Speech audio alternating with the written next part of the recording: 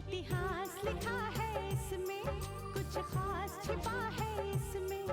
इतिहास लिखा है इसमें, कुछ खास छिपा है इसमें। मर्यादा है कोई वादा है, विश्वास रखा है इसमें। सात फेरों से मिला ये तो उपहार है, मेरा श्रृंगार है, मेरा श्रृंगार है, मेरा श्रृंगार है, मेरा श्रृंगार है। मंगलसूत्र, मंगलसूत्र, मंगलसूत्र, मंगलसूत्र, मंगलसूत्र, मंगलसूत्र,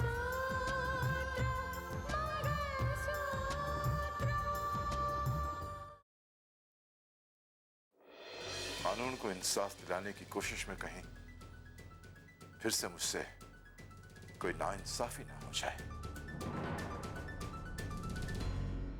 क्या तुम मुझे धमकाने आई हो? आपको ऐसा क्यों लग रहा है कि मैं आपको धमकाने आई हूं? आपको धमकाने नहीं आई हूं, आपको समझाने आई हूं चाची। लेकिन वो तो इस शहर की कलेक्टर है ना। वो कल की बच्ची मुझे समझाने और धमकाने की कोशिश कर रही है। आप ये क्यों नहीं कहते कि मेरे सारे सपने मुंजाल अपने साथ ले जाने वाले हैं? ख्वाब देखे मैंने हैं, लेकिन साकार उस मुंजाल के घर में होंगे। मैंने सोचा था मेरे दोनों बेटों की शादी होगी, दो बहुएं घर में आएंगी, मेरा घर फिर से हरा भरा हो जाएगा, मेरी देखभाल करेंगे, मेरा ख्याल रखेंगे। दो बहुएं ना सही, एक बहू तो आएगी तुम्हारी देखभाल करने के लिए। नीलिमा, संभालो अपने आप को। कैसे खुद को संभालो? आप देख नहीं रहे हैं कितना सूनापन भरा है इस घर में। अगर तुम्हें घर सूना लग रहा है तो देर क्यों कर रही हो? फौरन शादी की बात करो और बहू ले आओ। ठीक कहते हैं आप।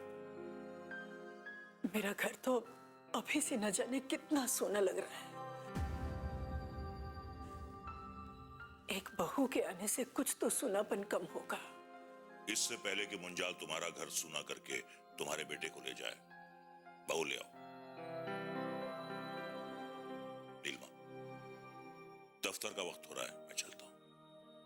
अपना ख्याल रखो।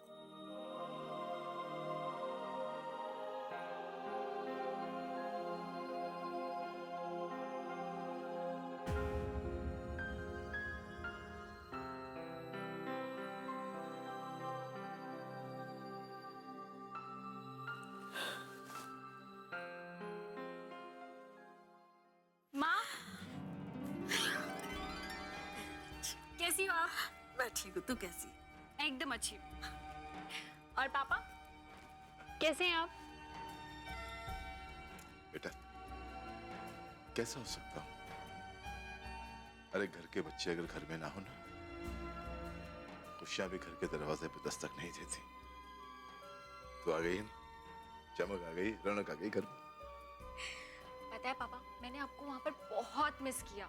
दिल तो करता था कि कोर्स छोड़कर वापस आ जाऊं, लेकिन नहीं बेटा, ऐसा कभी नहीं करना। जिंदगी में अपने एक उसूल बना लो कि जो काम करने का बीड़ा उठाओ उसे मुकम्मल करो, पूरा करो उसे।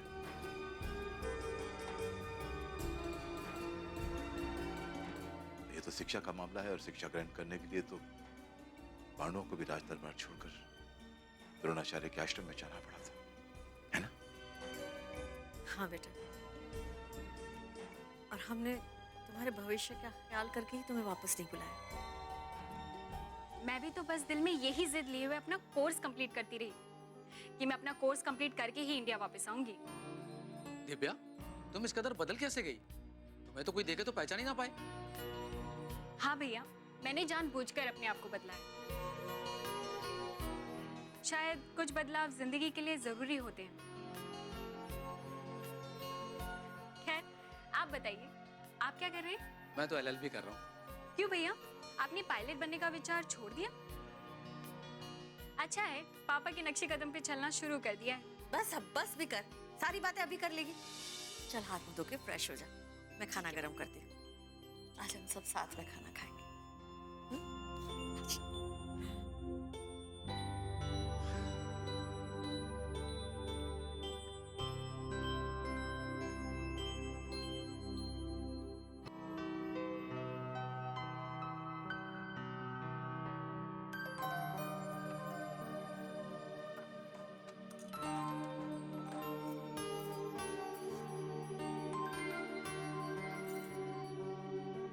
हेलो इस नाचीज को रोशन अली कहते हैं। जी बोलिए।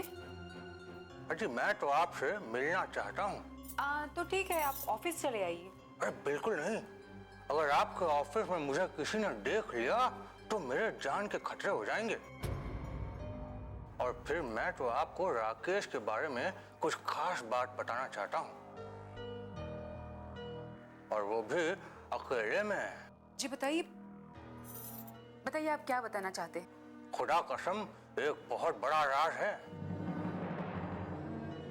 जिसके बारे में कोई भी सोच नहीं सकता, मगर मुझे सब कुछ मालूम है। क्या मुझसे आप मिलने आएंगी? हाँ ठीक है, आप बताइए मुझे कहाँ आना है। लेकिन आपको मुझे मिलने अकेले आना होगा।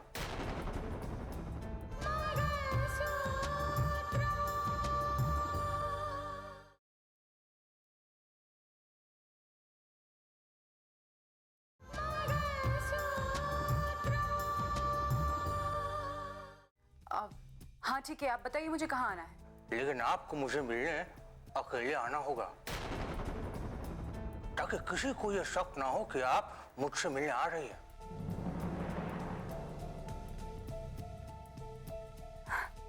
जी ठीक है, मैं समझ गई। आप बताइए मुझे कहाँ आना है। एसवी रोड के आशीष फैमिली रेस्टोरेंट में। मैं वहां ठीक 6 बजे आपका इंतजार करूंगा। और हाँ, किसी को कानों कान खबर नहीं पड़नी चाहिए कि आप मुझसे मिलने आ रही हैं। आप बेफिक्र रहिए, मैं किसी को कुछ नहीं बताऊंगी। आपने क्या बताया? आशीष फैमिली रेस्टोरेंट। मैं पहुंच जाऊंगी। लेकिन हाँ, मैं आपको पहचानूंगी कैसे? आप उसकी फिक्र मत कीजिए, आप बस अंदर जाकर किसी भी टेबल पर बैठ जाइएगा। मैं आपसे वहीं आकर मिल लूंगा। जी बिल्कुल, मैं पहुंच जाऊंगी। बहुत बहुत शुक्रिया।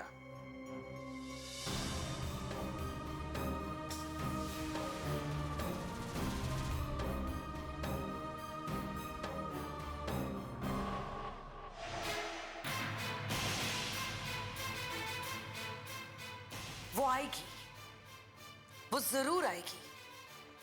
उसे नहीं पता कि उसकी खुशियों में आग लगाने के लिए हमने कैसा जाल बुना है, और वो इस जाल में फंसने तो जरूर आएगी। इस मोबाइल का सिम निकाल के फेंक दो। व्हाट? क्या बात कर रहे हैं वकील साहब? अरे वाह, दिल खुश कर दिया आपने। Thank you very much. इस खबर को सुनने के लिए तो सालों इंतजार करना पड़ा हमें। हाँ? अरे ये तो बड़ी अच्छी बात है, कानून ने सच्चाई को स्वीकार किया। धन्यवाद, thank you once again, thank you.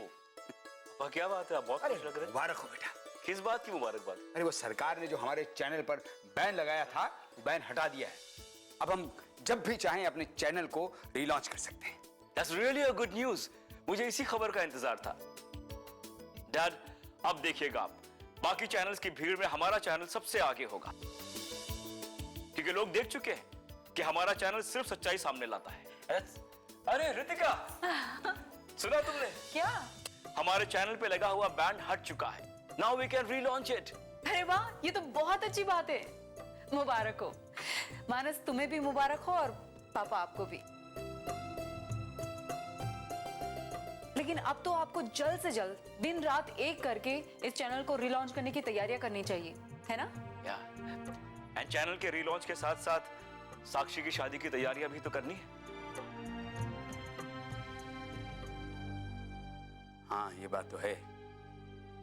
वो राहुल की माँ ने हाँ तो कर दिया है, लेकिन हमें बाकी चीजें भी देखनी है। शादी का मुहूर्त कब निकलना है, वो कैसे शादी करना चाहते हैं, इन सब बातों पर हमें ध्यान देना है। पापा शादी तो करनी है लेकिन अगर कुछ दिन रुक कर करे तो अच्छा रहेगा। क्यों?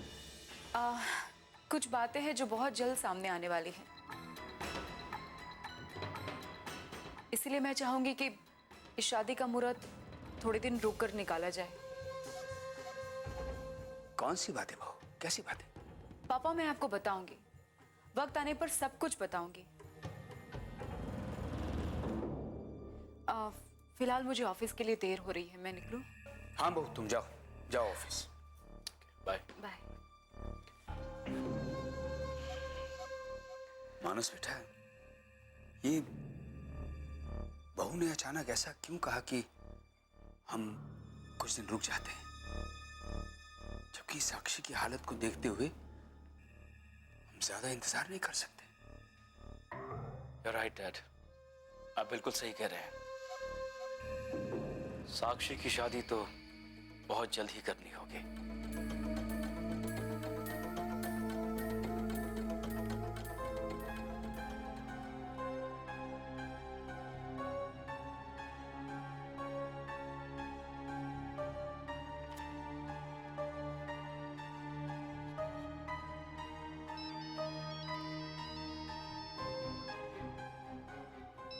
हेलो, स्नेहा बोल रही हूँ। स्नेहा कौन? लगता है आपने पहचाना नहीं। रितिका की चाची। ओह, आप बोल रही हैं। कहिए, कैसे फोन किया? सुना था कि आपने सारे रिश्ते तोड़ दिए हैं। नहीं, दरअसल जज साहब के घर में सच बोलने की सजा दी गई है मुझे, इसीलिए मुझे घर छोड़ना पड़ा। लेकिन सच तो आखिर सच है ना, सच तो कभी नहीं छुपता। अब कहना क्या चाहती हैं? किस सच की बात कर रही हैं आप? वही सच मैंने आपको बताने के लिए फोन किया, क्योंकि वो सच अगर सामने आ गई तो बदनामी सिर्फ रितिका की नहीं बल्कि आपकी भी होगी, दोनों खानदानों की होगी।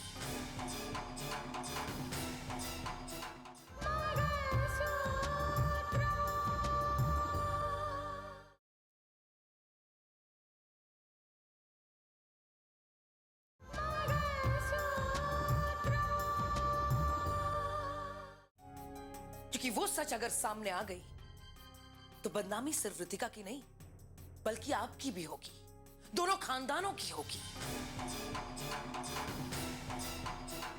और रितिका न जाने किस जुनून में इस बारे में सोचना ही नहीं चाहती। मैं आपकी बातों का मतलब नहीं समझा।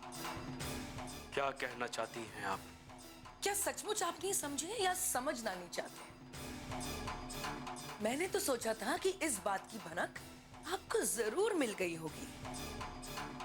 और मैं आपसे ये जानना चाहती हूँ कि रितिका की कलेक्टर होने की वजह से आप कहीं खामोश तो नहीं रहना चाहते? एक बात आप मेरी ठीक से समझ लीजिए। रितिका चाहे बाहर कोई भी हो, किसी भी ओहदे पर हो, वो मेरी पत्नी है, इस घर की बहू है वो। तो अपने घर की बहू को समझाइए कि वो अपनी मर्यादा में रहे। क्यों मंगलसूत्र की मर्यादा को धूमिल करना चाहती है? आज जब उसके सारे रिश्ते खत्म हो गए तो फिर वो राकेश को क्यों मिलती है? क्या राकेश को मिलना उसका इतना जरूरी है? ये क्या बकवास कर रही हैं आप? आपको मेरी बातें बकवास लग रही है? आपकी बातें तो सुनकर मुझे ऐसा लगता है कि मुझे पहले ही आपको फोन करना चाहिए था, ताकि अब सच्चाई के तह तक पहुंच सके।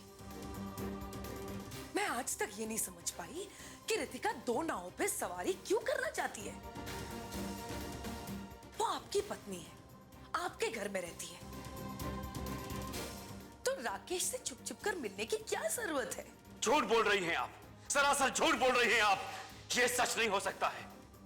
आपको मेरी बात झूठ लग रही है? पर न जाने मुझे ऐसा क्यों लग रहा है कि आप मेरी बातों पर विश्वास करना ही नहीं चाहते। और अगर सचमुच आपको मेरी बातों पर विश्वास नहीं हो रहा है तो आप पता लगाने की कोशिश कीजिए सच्चाई खुद ब खुद आपके सामने आ जाएगी। कैसे पता लगाना चाहिए? आप रितिका का पीछा करके देखिए, शायद खुद आपको पता लग जाए।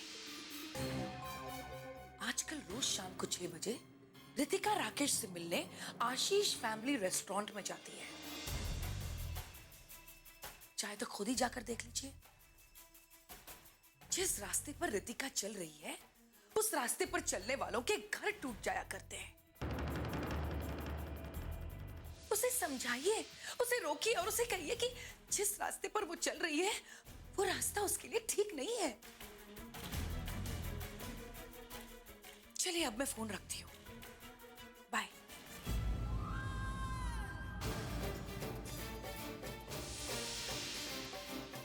आज जब उसके सारे रिश्ते खत्म हो गए तो फिर वो राकेश को क्यों मिलती है?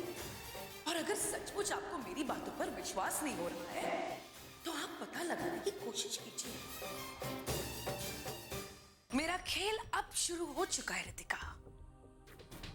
अब मैं देखती हूँ तुम अपनी इज्जत, अपना घर, अपना मान सम्मान कैसे बचाती हो। एक एक करके सब छीन लूंगी मैं तुमसे, और फिर तुम्हें यह एहसास होगा कि तुमने किससे दुश्मनी मोड़ ली है।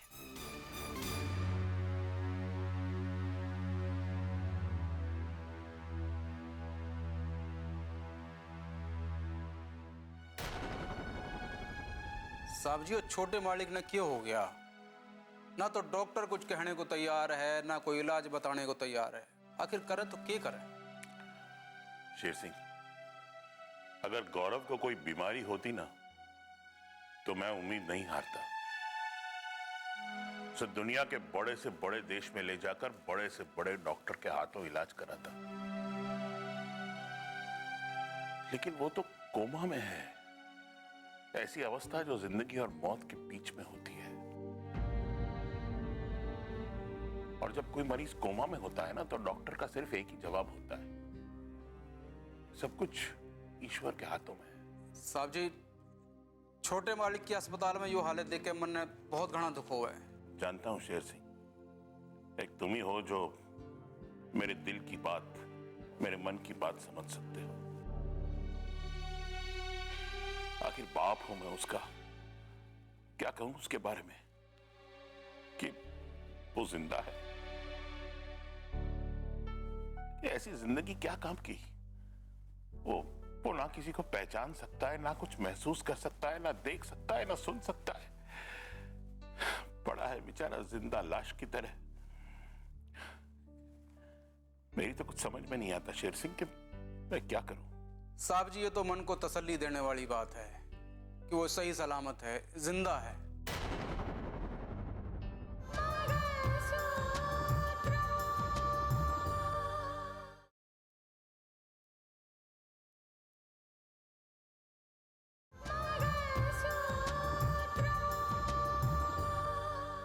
साहब जी, ये तो मन को तसल्ली देने वाली बात है कि वो सही सलामत है, जिंदा है।